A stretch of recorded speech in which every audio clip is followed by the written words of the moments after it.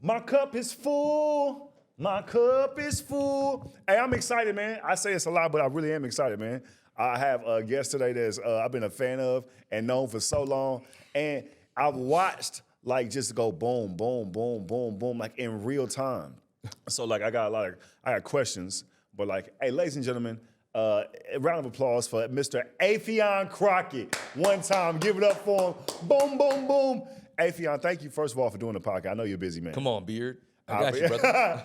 I appreciate it. Dog, first things first, because this is like, you never know with like something stand out about somebody, right? Right. You're from Fayetteville, North Carolina. Yeah. Right? Yeah. Before all the J. Cole shit, I knew Fayetteville, North Carolina because of you. Yeah. And I am from Fort Worth, Texas. Right. And every time somebody be like, oh, you from Dallas? I'm like, no, I'm from Fort Worth. It's very prideful for me. It's different. Like Kirk Franklin from Fort Worth, like he's a thing. You really put Fayetteville on the map in stand-up, like just for me, period. I was like, oh, that dude from Fayetteville, you know what I mean? I don't know what that's like. I never been out there, you know what I mean? But what is it in Fayetteville? Is it like a big town, small town? Military town. Oh, okay, big. So the nickname for Fayetteville is Vietnam. Because they be, Okay. So from the time ours I was is there, Murder Worth. Huh? I'm from Fort Worth. Ours is Murder Worth. So you get it? Yeah. So here's the thing. Fayetteville is one of the most creative places because the people there don't have the direct outlet. Maybe now because of social media and, but when I was coming up, all we had was MTV, BET, and then the concerts that would come through town, right? Me and my brother and my group, we had like a dance group, rap group. We would open up all those shows. So our only connection to the entertainment world was that. Or unless we got on a plane or a bus and went to New York and tried to like get involved in that aspect of the industry. But Fayetteville doesn't have a lot of immediate resources for the industry. So even J. Cole went to New York. Right. He left town and went to New York, and that's where he started blossoming with his career. But yeah, it's creative because we don't have the outlets, but we have the ambition to outdo people that we've seen in the bigger cities. Right. The bigger cities, they take it for granted because they got it.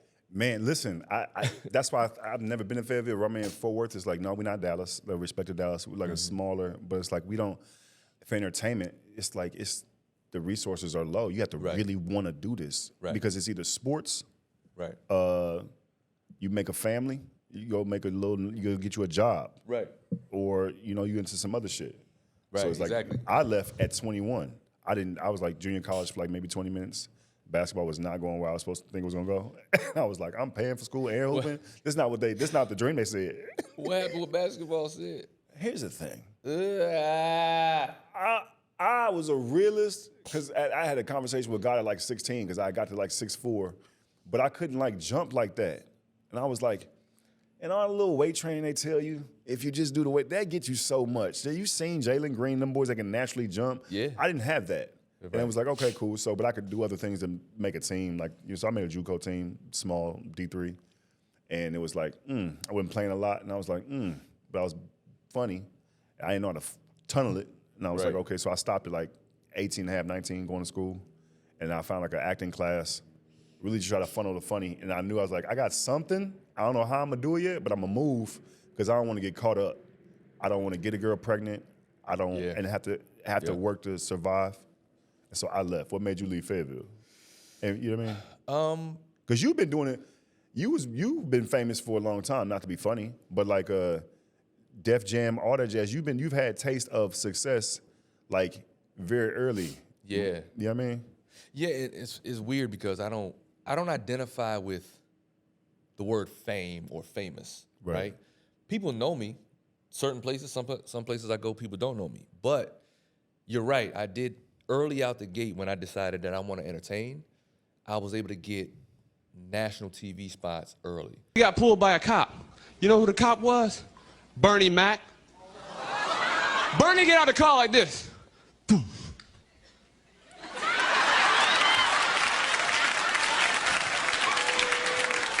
Thank you, goddammit.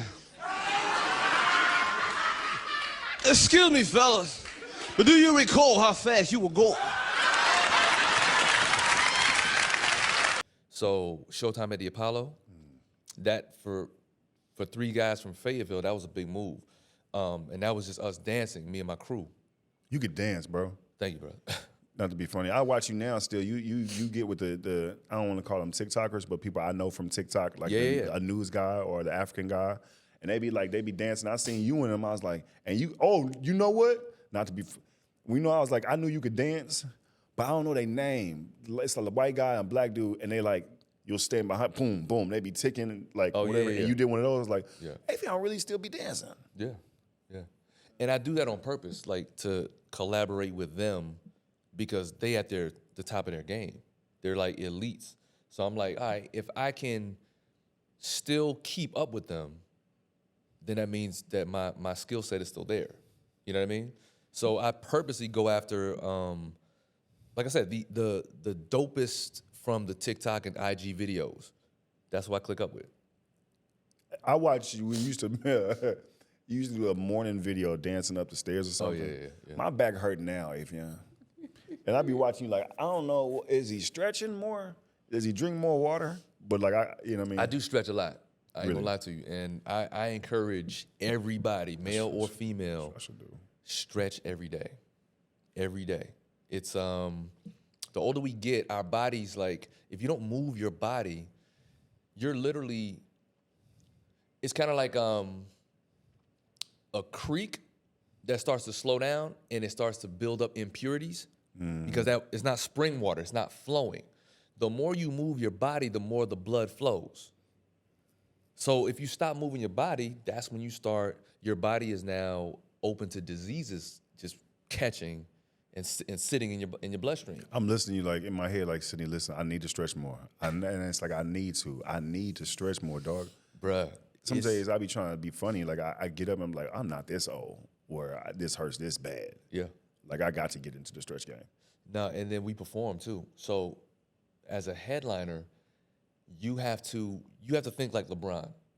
LeBron actually puts effort and money into his body. That's why he's playing 22 years and better than half of these young niggas. Yeah. You know what I'm saying? So as a headliner, you up there doing an hour on stage, that's your body. That's your feet, that's your calves, that's your back, that's your, you know what I mean? Stretch. Yeah. Make sure your body has the endurance. I was when I went to LA, I started waiting tables. Right? I was working in BJ's restaurant in Burbank. Oh wow. And I was there. Pazookies. Dog, I hate those. I love Pazookies. But Exactly. You work there. Exactly. But the ice cream is not real. It's real, but it's just a big block. It's so hard to do. So it takes time. And y'all be like, can I get 3 of them? Which anyway. It was like when you wait tables and like you in LA, you see all your peers that are successful. Right. They'll come in and eat. And you be like, oh, it's kind of like for me, like hope. Like, oh damn, they don't have to work no more. Right. And for me, it's certain times in people's career where I was like, oh damn, like they really doing their shit, right? Like you've been doing your thing a while. But for me, 2008, and correct me if I'm wrong, you did Soul Man and Dance Flick. I think 2008. I know that's because the last year I started waiting tables, but it was like, I remember being like, okay, I'm finna take this risk and start trying to write full time. I was writing for Hell Day season 2. It was my first writing job. Right. And you did like 2 movies. And I was like, Affion, like, and you don't even know Affion doing this shit. I know it was like 2008 because I remember thinking it's like, Affion like really like doing it. You know what I mean? Because let's be honest. I feel like Hollywood, you funny, you can get some appearances in some movies. Right. But you 41 films in. You know what I mean? It's like you've been, you know what I mean? It's like that's amazing. And I remember in 2008, I was like, that's the start. I was like, oh, Affion. And then boom, it looked up, I was like, you know everybody. Like, you know what I mean? My thing was like, when everybody meet Will Smith, I'd be like, oh, how is he? Right, like, you knew Will. Yeah. You know, I was like, everybody's like, I was like, damn. I was like watching from afar. I don't talk a lot. You know what I mean? Yeah. And I was like, damn. Yeah, the game is all about relationships. So even with Dance Flick and Soul Man, Wayans family embraced me the time we met. I had an audition for them for this VH1 pilot that we were doing. And we just literally, we clicked because I grew up on them. I grew up on their DNA, on their, their rhythm, their comedy timing.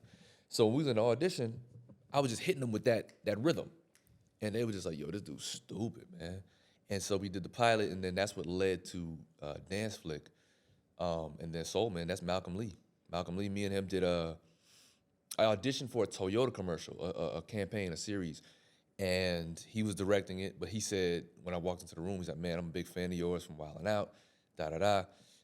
But yeah, he ended up throwing me in the Roscoe Jenkins movie with Martin and Ced and James Earl Jones and all of that. Dog, listen, I remember watching you being like you say you're from Fayetteville, like the fan in me, the kid in me from Fort Worth. Right. It's like, yeah, you see me maybe out, and I see you out. And even Wild 'N Out is cool, but I guess because I might have relationships with some of the people on Wild 'N Out. Right. But then I see you like Bernie Mac, and it's like, oh, he doing the dream, like you know what I mean? Like that's I think from a young perspective, it's like motivating. And it's crazy that because I'm in it, I don't look at it that way. Even though I look at the blessing of working with a Bernie Mac, a Sam Jackson, Wayans family.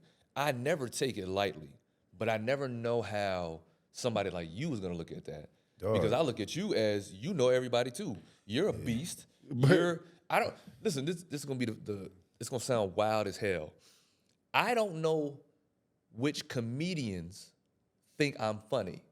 Dallas, Texas, 4 shows this weekend, February 7th and 8th at the Dallas Comedy Club. Get your tickets right now. You saw we sold out DC. You saw what we was doing in DC. February 7th and 8th this weekend at the Dallas Comedy Club. Get all your tickets at meetsidneycastillo.com. I be assuming that niggas just be like, oh yeah, that's just eighth. No, it's... You know what I mean? Yeah. Like, I've never gotten that, you know, when I walk into the comedy club, niggas is like, oh shit, that's eighth. Like if Damon Wayans come to the comedy club, niggas is like, yo, that's Damon Wayans. Even though I'm not putting myself on that No, I level. hear what you're saying. But what I'm saying is I'm not aware of who thinks I'm funny. I look at all y'all, like all y'all niggas is beasts, but that don't mean that y'all respect what I do. Well, I don't assume that anyway. I'm glad to have you here. This episode is giving you your flowers. Absolutely. Yeah. Like you do things that like, you know, here's the honest part. You ready? You so good at sketch. Like you're a bar to me of like, you know what I mean? So what I mean by that is, let's say In Living Color came back in 2011, the reboot, right? I wanted to write. I just wanted to write on it. And Ian Edwards was like, you should try to be on the show, right? And in my mind, I was like, I can't. You ready? This is no disrespect. This is all respect. I can't do the Affion shit. Right. Which the sketch, the way you hit it, the boom, boom, boom, I was like, I can't. He was like, you do Dear Heavenly Cuz, that's a character. Right. And I was like, oh, that's something I seen. Like I seen a pastor do that. Right. And D Jr. actually gave me Dear Heavenly Cuz the tag. He said, you should say Dear Heavenly Cuz. But to me, in my performance, that's the only thing I would to bring to the stage in that, you know what I mean? But you was so gifted in like anything you could, boom, it's just you could morph into, boom, boom, boom. I was like, I can't do that shit. Right. You know what I mean? So like even in sketch, you a bar, I was like, there's no way. You know what I mean? So look, I made a guest star. I was like, okay, cool. Well, all right. You know what I mean? I get it. You know what I mean? But yeah, you funny as hell. I appreciate it. Yeah, and you wouldn't be successful. Like you've been working consistently for when I had hair, like a very long time. You know what I mean? Like shit. That's a fact. I do remember you had hair. I I met you when you had hair. I forgot about that. Even Wild 'N Out, I feel like even Wild 'N Out, I've watched like where like it got like, oh, you weren't just on the show, like, oh, he wasn't a star to the show. Yeah. Now, Wild 'N Out was, shout out to Nick. And I know you can rap, Yeah. right? And I remember watching a few episodes like I do the show now and it's, you know, it's supposed to be fun, right? Like, da-da-da-da-da-da. You could really rap. I remember a couple episodes, you was going in and some of them didn't know what to do. I think the celebs was like, you know, look, when they come in and send fun and the celebs can rap off the dome, it's always a good time. You know, Right. Elephant in the Room, some of the artists are, you know, they're good in the studio probably. Yeah. And it throws them off. And they be terrified. Listen, terrified. Terrified. When the funny guy is now giving me bars, it's like, See, that's the blessing of Wild 'N Out for me was I do everything. I'm an MC first. Before comedy, I was a rapper. So I can really rap. I got songs with real rappers. Like You did the hip hop. Did you do a verse in the hip hop awards? the what? The hip hop awards. Did you do a verse? Oh yeah. Yeah. The BET Awards. Yeah. Yeah. People don't really know that because I didn't pursue music as a career. But I really I got songs with Talib Kweli and like just Chino Excel, like different MCs that are really like those guys. Grandmaster Caz, Kango, rest in peace. Yeah, I've really done it. So when Wild 'N Out came around, I had the jokes and the bars. That's what people get it fucked up, is they be trying to go bar, bar, bar, or they trying to go joke, joke, joke. And you gotta be able to blend the two. If you just go joke, joke, joke, it's kind of corny. And if you go all bars, you sound like you're trying to be a battle rapper. Yes. You know what I mean? Yes. So I just was like, there's a formula to this that I'm gonna capitalize on, and I'm gonna hit dudes with like 4 bars at a time, 4 to 8 bars. Sometimes 2. Sometimes all you need is 2 with the Wild 'N Out formula. Hitman helped me with that. You know, I did the show like a few times. And I feel like Nick is just cool with me. Right. Because I'll be like, literally, I went up to Nick one time. I said, hey, I want to be on the episode. Right. And all the white people like, leave him alone. And he was like, it's cool. And he told Nah, I think, throw sit on. It was fun. Now, the freestyle, I'm from Texas. I like the freestyle like, riding in a Chevy, sitting grain, like that type of energy. Right. And that's not no freestyle type stuff. And so when I was like, okay, I got to do a bar, I love that part of the show. You grew up watching it, right? And I remember Hitman, I was like, I'm trying to catch the beat, because, you listen to the beat, and I'm trying to catch it. And Hitman was like, you're saying too many words. Just take out some of the word. And I didn't even think like writing, like you're saying too many words. And I was like, damn, this isn't for me, like the rapping thing. But yeah. Here's my question for you. Yeah. You could rap, dance, do impressions. I mean, where all that come from in Fayetteville? Like in Fort Worth, it's odd. Like when people, it's odd that I'm doing stand up, right? Because not a lot of black people where I'm from, you could say, are stand up comedians. Now, no disrespect to all the comedians now doing it, but shit, in 2003, 2, you know what I mean? Like where did all this to be like, all right, cool, that's what I want to do. I know you was dancing. Okay, we did the Apollo. Now, what made it be like, okay, cool, like I'm really finna move to LA. Because I drove to LA in a Dodge 96 Intrepid. Yeah. And had 4 hubcaps, and when I got to LA, not even no hub, no lie, I had 1. It fell off. It was an old car, but it got me here. I drove in a Mazda 626 hubcaps too. I think one of them was off when I got here. It was the hunger of, I want to get out of this town and I want to make something out of my life. And the only way to do that is to go to the town. I always tell people, if you want to sell oranges, you go to Florida. So you got to go where the gold is. Don't settle for the silver medal. So when it comes to acting, I feel like if you want to do Broadway and soap operas, at the time, that was New York. Yeah, yeah. So I didn't go to New York. I wanted to go to Hollywood, where they give out Oscars, and like it's the top of the line. So I was like, yeah, let me do that. But what got me there was Def Comedy Jam. Def Comedy Jam was the connective tissue from me being a dancer to attempting stand-up just to see if I could do it. And then literally maybe 9, 10 months after I started doing stand-up, I got on Def Comedy Jam. So. Was everybody excited for you? My family was. Did you know other comedians at the time? Of course. Yeah, there was like 8 of us out of Charlotte at the time, because I started comedy in Charlotte. And yeah, there's always a local gang of comedians. But yeah, they weren't all excited. Okay, I'm not going to say a person's name, right? Affion, I did Bad Boys of Comedy in 2008. No, excuse me, 7. So 2006 is when I found out I would be doing it, right? And I had been doing comedy at the time for like 2.5 years, dog. Smell like, I'm so Fort Worth, like I'm so like, everything is like big eyes. I remember seeing Wanye Morris, I think, walking the Ralphs. I was like calling my people, they're really out here celebrities type shit. Right. And they found me like on MySpace, right? Like I submitted a clip, I had clips up on MySpace, and she was like, my name's Naomi. I'm casting for season 2 of Bad Boys of Comedy. I was like, stop playing with me if they don't find people on MySpace. Right. I literally almost blew my opportunity. Right. Cool, she books me. I'm so excited. I tell this comedian, and this is a valuable lesson. I tell this comedian who's older than me, who has been written on shows, all this stuff.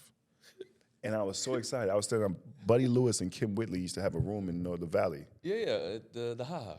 No, the other one. The restaurant on Ventura? Boom Boom. Yeah. And this comedian was outside, a short dude. And I was like, I'm finna be on Bad Boys of Comedy. What? Season 2, They found me on MySpace. I'm 43. I was 26 at the time, 25. I still remember he said, MySpace. They finding motherfuckers on MySpace. That's why comedy is doing it the way it is now, because they finding motherfuckers on MySpace.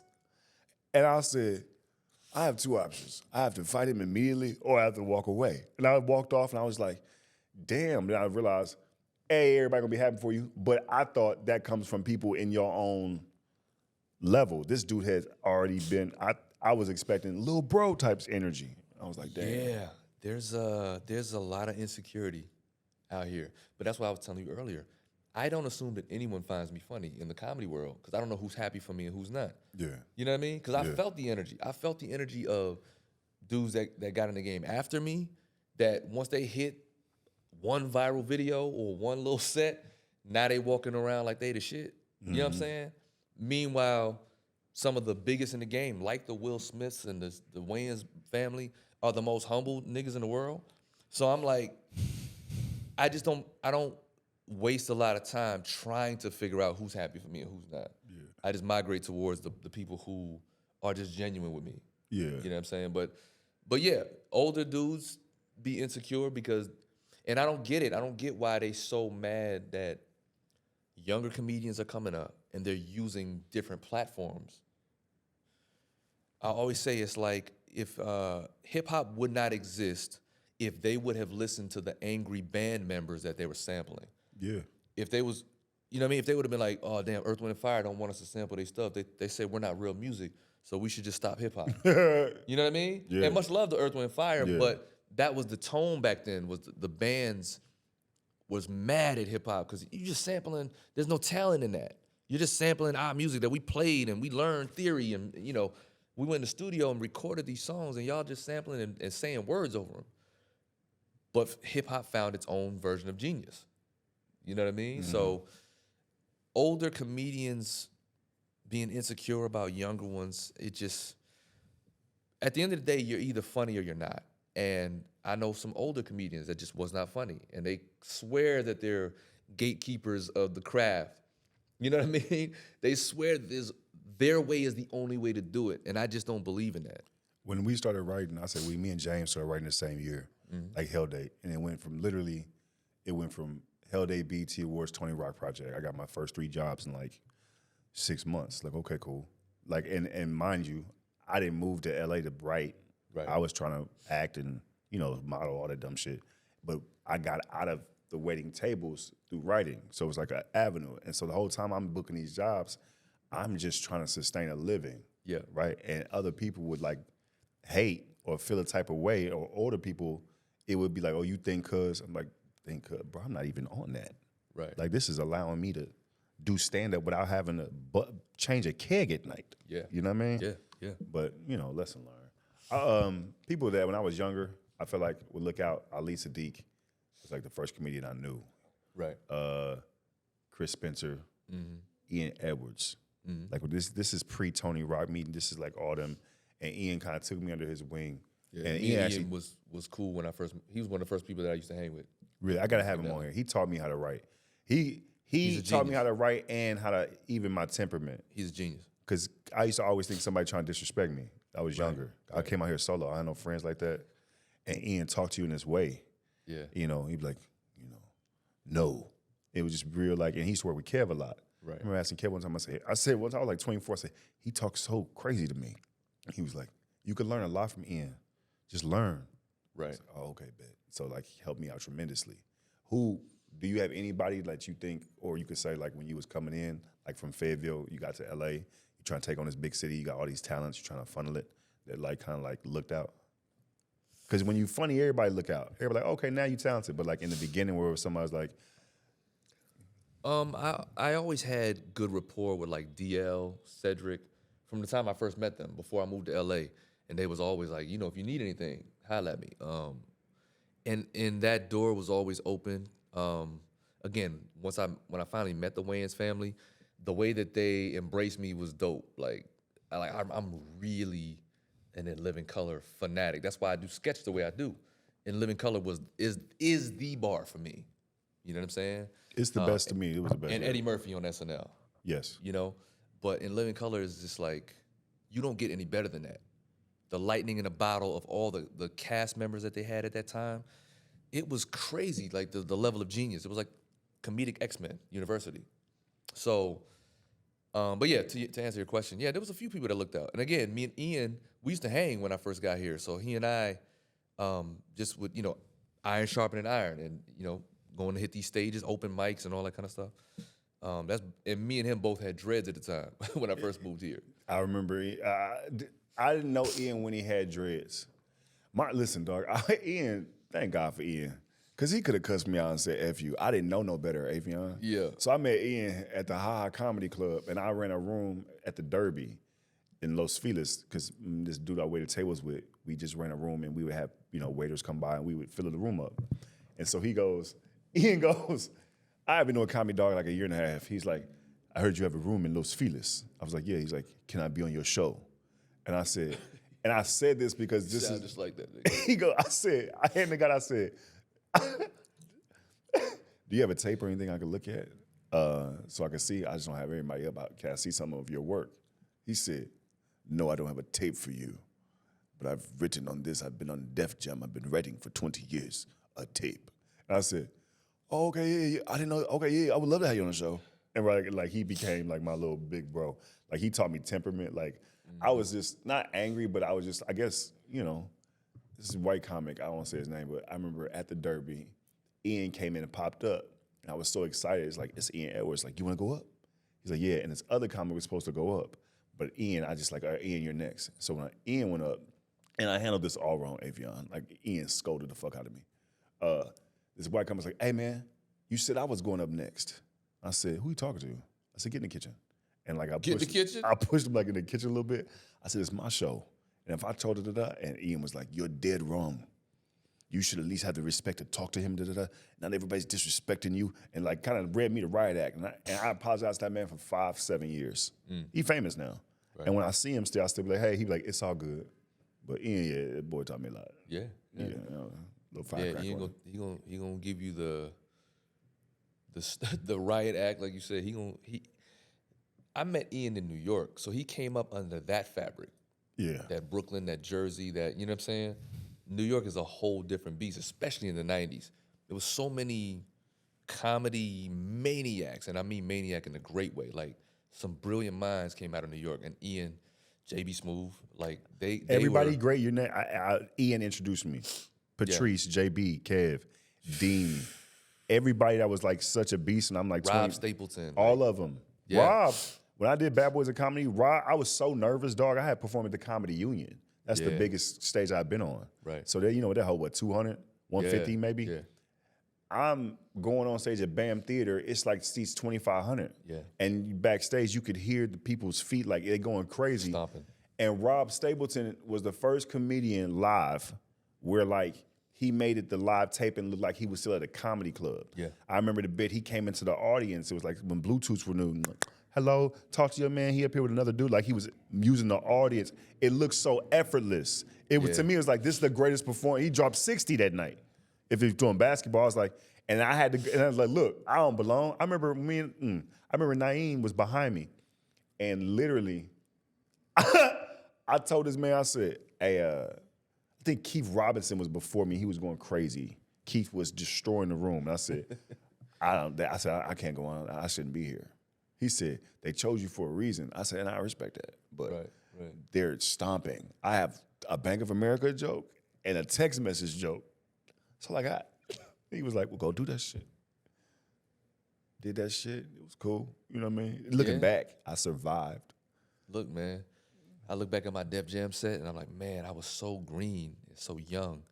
If I had it to do all over again, it would be so much better. But it still made the air. It's still, but people I wouldn't. Still love it. You could look at the imperfections now because we have honed the craft, but I wouldn't. Like I was nervous. I look at it now, It is what it is. It is what it is, dog. I didn't, it was like I remember looking up in the stands and seeing like I've never performed in front of this many people. Right. Then I had to start over because they said my name wrong, so all that nerves or whatever. Yeah. I'm gonna give you love too because my boy, dog. My boy is B. Lewis. I love Brandon Lewis. Yeah, That's like my dog, man. And like dog, like I love B. Lewis. He instant energy. That's a little bro. Instant energy, and he know my temperament. He know me, and you was on the road with him. Yeah. Right? And like I'll just, not that you need to thank you for me, but like he was so excited. You know what I mean? Like he was like, you was one of the first people to really take him on the road. Right. You know what I mean? Otherwise, it's just stories of featuring for me. You know what I mean? Make sure that, just our little untold things about the road. Like Right. stay around him. It's you and him. Yeah. Y'all come together, y'all leave together. You know what I mean? All this jazz or whatever. But like he was having a good time. Like, you know what I mean? Just places y'all would go, B. Lou, Yeah, Y'all yeah, was somewhere in Tennessee, somewhere, some hood spot. Like, that food good, boy. Yeah. Like, yeah, got the rental. Like, Yeah. But Nah, man, he that's my little bro, man. And the funny thing about B. Lou is, from the time I saw this man performing, I was like, I gotta produce his special. yeah. He's brilliant. And we ended up doing it with Microphone Yes. Master. So I've been able to keep my promise with him because I just believe in that nigga. He is so brilliant to me, even in just regular conversation. Like the way he thinks is not like anybody else. And so when we was on the road, when we first started going on the road, it was like it was almost like college. Like, you got the crew, your dormitory, like that kind of vibe. And we were just discovering. I was discovering being a headliner. Yeah. Because I had quit comedy for like 16 years. And I came back 11 years ago. And when I met him, that was me going back out as a headliner. I had never headlined before. I was a strong feature after Def Jam. Yeah. And I would open up for Steve Harvey and DL and all these different people, Tommy Davidson. But when I came back to it, that was my first time going as a headliner. So being able to have somebody who, like B. Lou, who ain't trying to get your spot, he's humble enough to know what his lane is. He's humble enough to get you whatever you need. If you need, he's like, yo, you want me to sell your merch? Yeah. Like, B. Lou is a real humble guy, so I'm gonna always be. It's just in me to want to look out for him. We all shot the however I special. I remember calling him like, B. Lou, like, let's go. Like, just like, I get happy for my friends. You know what I mean? And like Yeah. that moment was like really big for him. Yeah. Like, you know what I mean? Just for a lot of reasons. Right. And so I was like, it was good. Shot looked good. He got Right. the tape from it. Like, you know what I mean? It was like, okay, bet. Like, bro got him one. Yeah. You know? And that's me, man. I like to keep my word, and at the end of the day, I'm exactly who I say I am, and I may not say a lot, but You confused me at first. You like me a little bit. And this is when Marlon told me. I said, this is the only thing I knew about you, man. I think I told you this is, I said, man, Affion shake my hand hard. like I remember telling Marlon, I said, Affion funny, man. So, yeah, I said, he shakes my hand really hard. He was like, oh, it's cool. I said, I don't know if you're trying to sun me. He's like, no, nigga. And then it was 2000, it was the Def Jam. I remember having a hoodie on or something like that. I'm a weirdo when it comes to stand-up sometimes. I was just like looking at the crowd or something. right. And I remember you came out, you gave me a compliment. You was like, man, you look focused, like you zoned in, da-da-da. I said, thank you, man. Yeah. And I was like, hey, man, you be shaking my hand really hard. And you said, my dad was in the military. And it clicked. Almost like this. My dad was in the military. And I remember, dog, to this day, my dad used to be like, don't shake no hand like no such and such. You know what I mean? Right. Like you put your hand in here and you lock. Like he would literally like boom. And like from that moment, I was like, I remember calling Marlon, his dad in the military. It was like, what? I was like, figured it out. Yeah, I was like, the Rubik's, I got it. Like the demeanor, all this, like I get it. It's a sign of respect. If I shake your hand that hard, I really fucks with you. Yeah. Like I respect you. I may not even know you like that, but when I see you, it's like, man, that's my guy. I admire what he does. You know what I'm Yes. saying? So Yes. that's what that. I appreciate that. Listen, military is just like, boom. It like unlocked all this shit. My dad used to fucking wake me up. Like, my dad was in the Navy. So, like, it would be like, I get up early now, but I was trained to get up early. My Right. dad didn't let you sleep past a certain time in the house. Yeah, So yeah. he would walk around the house and be like, Revlay, which is Navy for all hands on deck. Yeah. And I'd be like, I'm literally like, I'm 11, bro. Like, and he you got 24 hours in a day. 8 hours for sleep, 8 hours for work, and 8 hours do whatever the fuck you want to do with it. Right. But you don't sleep past no 8 hours. And I was like, why does everybody have to live? I know my partner don't live like this, but that's what it was. Yeah, man. I shake hands. I shake hands because I believe men are supposed to shake each other's hand with respect and strength. I'm going to end with this. I've been out here 20 years. No, probably like 21 and a half years. I've seen a lot of people, and I've seen their temperaments when they get success. I've seen it waver. I've seen it change. You know what I mean? I've always viewed you as somebody like I admire because you're so talented, but you've always been real solid with me, and it's never wavered, and I appreciate that. And like the point of you wanting to be on this podcast is, yeah, I know you. I know your accolades, but I want the audience to understand, like, to give you your flowers because, like, you truly one of a kind. Like, you like an NBA, like, you like a triple-double. You literally can do so many things at a high level that, like, you're going to get the Oscar. You're going to get all that jazz, that image. I believe you're going to get all that. But before that happened, I just want to give you flowers as somebody that I respect in this game and been in here a long time. It's been a pleasure to watch you, like, succeed and to watch and learn. You know what I mean? Right. Yeah. No, I appreciate that. And one thing about you is I recognize that you and I are very similar. And I think I'm naturally a shy person. I'm pretty introverted until it's time to perform and do what I need to do. I can be social when it's time to do that, right? But a lot of people will misconstrue my quietness for he don't like me. So with you, you're one of the first people when my dad died that reached out to me and was like, look, bro, I'm in the club too. Anything you need. You didn't even know me like that. And so that, you know, and how we send each other messages every now and then, just checking in, it goes so far for a man that you don't even know like that to check on you. That shit it speaks volumes as to who you are as a person. But like I said, it helped me understand you and, all the time, like, because your stand-up is aggressive. You know, you got that angry. So you 6'4", you know, and if I didn't know Kung Fu, I might be, you know, I might be afraid of you. But I looked at your energy sometimes as, I don't know if Sid liked me or whatever, but when you started, like, when you reached out to me when my dad died and just offered that you know, that ear, I was like, it's like you calling Marlon, oh, his dad's in the military. You know what I mean? I figured it out. I said, oh, he's like me. He's just introverted. Yeah. And his act is what his act is, but at his core, he's a big-hearted dude.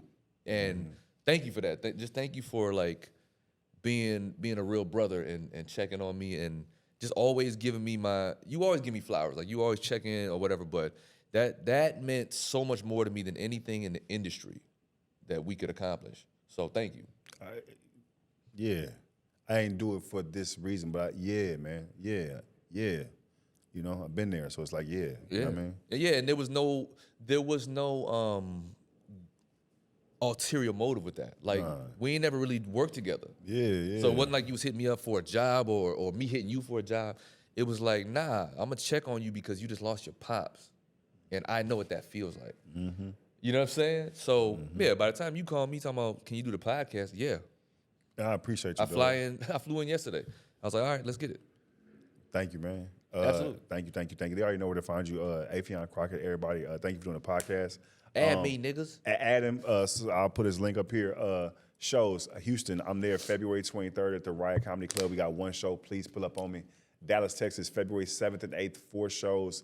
Listen, let's move these tickets. We just sold out all the shows in D.C. Dallas, I need you to do the same. I love y'all. I know it's forward to an hour away, and I get it, but Plano, all the other sub-cities, come say hello. With that said, Affion Crockett, I appreciate you. I love you. I got one more thing. Go ahead. A hip-hop story. Well, yes, I wanna that's tell my notes. people Go ahead, keep going. A hip-hop story. Most people are looking for it to be... Oh, hold on, because it's in my notes, let me do the setup. Yeah. Some people have ideas in their head and they might procrastinate, right? Yeah. Some people got ideas in their head and they might jot them down and get to them over time. Affion Crockett has an idea, sees it through. Not only sees it through, it's in the movie theaters. Not only in the movie theaters, and this is Sydney as a grown man, dog, still talking as a kid from Fort Worth, having people we grew up as fans of as your coworkers now in your movie. Like, that's amazing, dog. Now go do the thing. But like just before that, that's amazing, dog. Thank you, man. It's like, I don't like saying things and not following through. And that's what Hip Hop Story was. I wrote it in 2008 and it went through different changes and different hands, but the fact that I was able to get it done is one of my most proud moments. It's her anniversary. I think February 23rd, 2024, you came out, I think. Yeah. I'll be doing my research, Affion. Yeah, I see. So you coming up on a year. Yeah. Like, that's amazing, dog. Yeah. It's certain projects or certain things you do, like for me that you could take like it's like you could put it on a shelf and like it's like, man, I did that.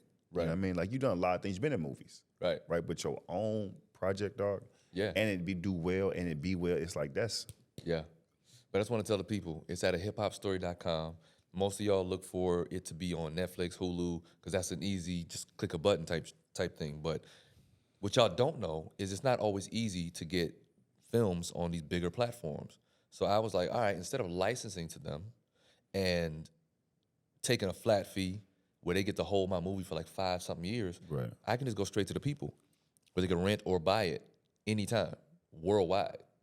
So, hiphopstory.com. I'm gonna put the link. Text me the link. I'll put it in the thing so they can click it from Absolutely. here. Yeah. But Affion Crockett, everybody, my cup is full. Another episode. I love y'all. Patreon coming soon, and thank y'all for subscribing. Tell a friend. Peace. I mean, it's less of a podcast and more real life conversations with Sidney Castillo. Look, time is of the essence. I found out the hard way. Started a podcast cause I got a whole lot to say. Dealing with this anxiety got me moving different. Whole life I knew something was off. I knew I wasn't tripping. My pop's gone. Every day I swear I miss him. My brother gone too, and every day I miss him. Nowadays I got more questions than answers. My mom, my hero, I just watched her beat cancer. And family matters, that's